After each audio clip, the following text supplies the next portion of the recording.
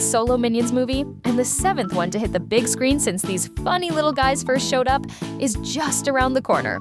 But did you know that all of Gru's henchmen's movies are packed with tiny mistakes that practically nobody noticed when they watched them?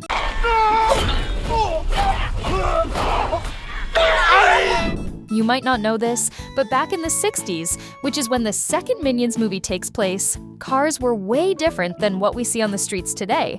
And Minnie Gru's story shows this perfectly, including a scene featuring a super colorful hippie van, something that was totally common back then. Besides that van, there's also a fancier car that was a huge hit at the time. Except there's a mistake that makes these two vehicles a lot more similar than they should be. We're talking about their license plates, which are exactly the same. Now, think with me. How could license plates be repeated, since the whole point is to identify each vehicle uniquely? It looks like the animation team decided to reuse 3D models to get the job done faster, right? One of the coolest scenes in the first Minions movie is the opening, which shows that these little yellow guys have been around since prehistoric times and have served a bunch of villains throughout history. They've been partners with a dinosaur, Dracula, and even Napoleon Bonaparte. And by accident, they managed to finish off every single one of those bosses. After so much chaos, the Minions end up hiding for a long time in a cave in a place covered in snow. So, explain this to us. How is Stuart holding a banana in the middle of all that ice? Everyone knows that banana trees don't grow in freezing places like that, right? Basically, this is a logic error. Unless the Yetis had a secret ice banana plantation we didn't know about. Do you remember Otto? That rounder minion who appears in Minions, The Rise of Gru? I think he's so cute you just want to give him a huge squeeze. But even so, he's not immune to making mistakes, besides swapping Gru's Zodiac Stone for a pet rock.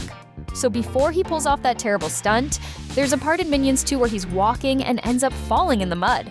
And if you look closely at the background of the scene, you can see some kids playing, and you'll notice that some are in the shade of a tree, and others are in the sun.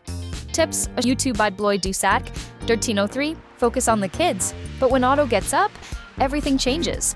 Now the shadows are on the opposite side. It's impossible for a tree's shadow to jump places that fast, because that only happens as the sun moves across the sky. Of course, we don't even notice this when we're just trying to get a good laugh out of the movie.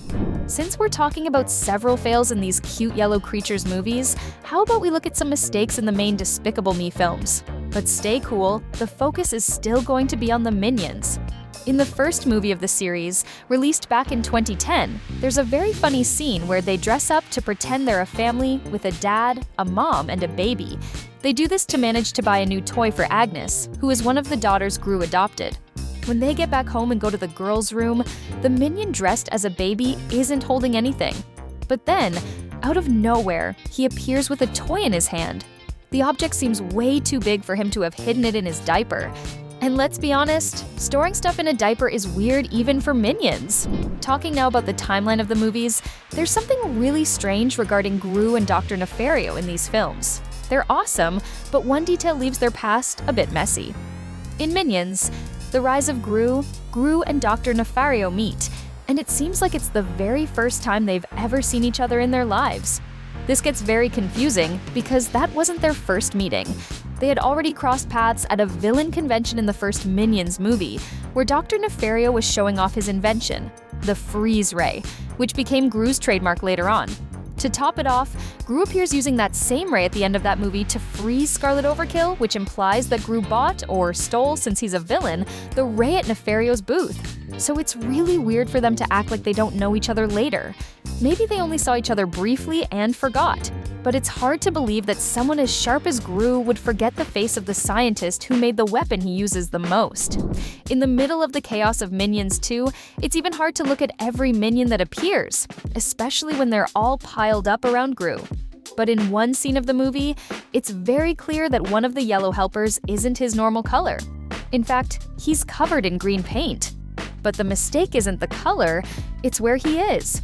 At one point, the paint-covered minion is behind Gru. Right after, he's already behind Otto. When the camera shows an overhead shot, two green minions appear, one that stays behind Otto and another that popped up out of nowhere, but who definitely isn't the same one who was behind Gru. That one vanished into thin air. Does this minion ever stay still? Worse yet, you can't even say he walked there.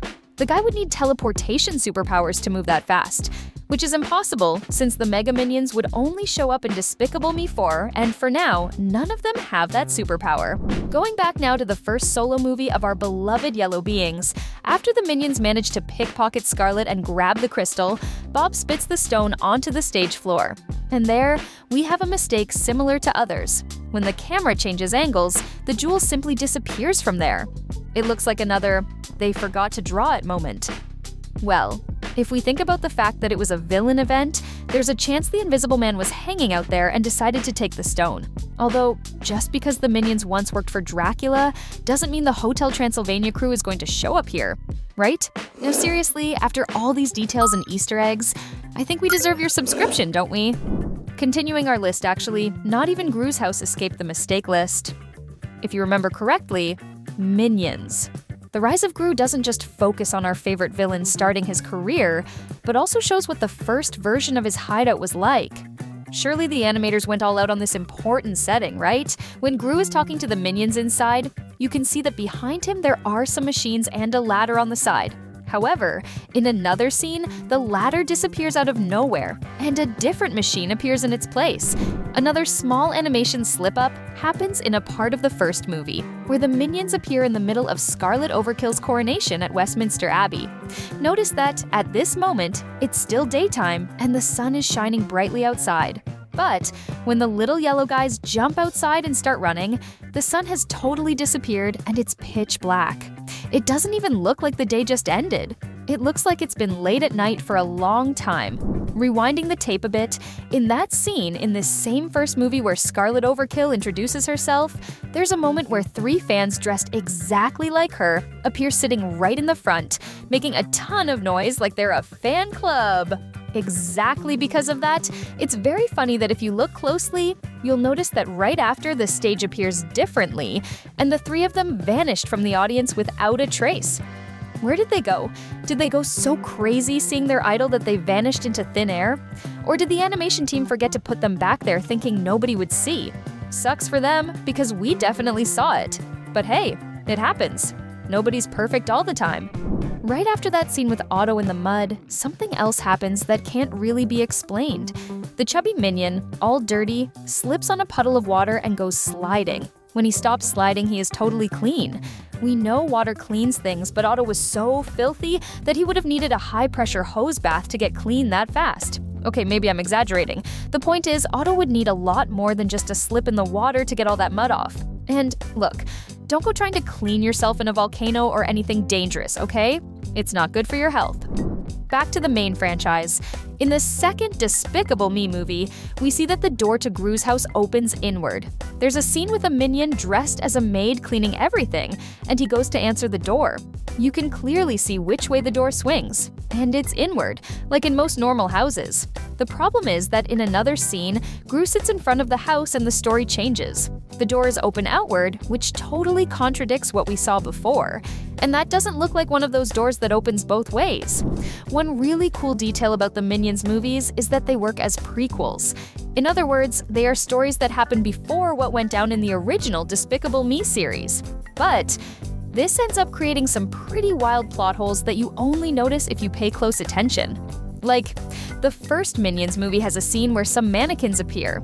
If it were just that, fine, but these mannequins are copies of Lucy Wilde, that secret agent who appears in the second movie and becomes Gru's wife and the mother of his child in the fourth movie of the franchise. Fine, it's a cool Easter egg, but the first Minions takes place in the late 60s, when Gru was just a kid wanting to be a villain. So, Lucy should also be just a child. How can there already be statues with the face she's only going to have decades from now? What probably happened is that the folks at Illumination just grabbed the character model and used it to make the mannequins to save time, since it's a detail only a die-hard fan would catch.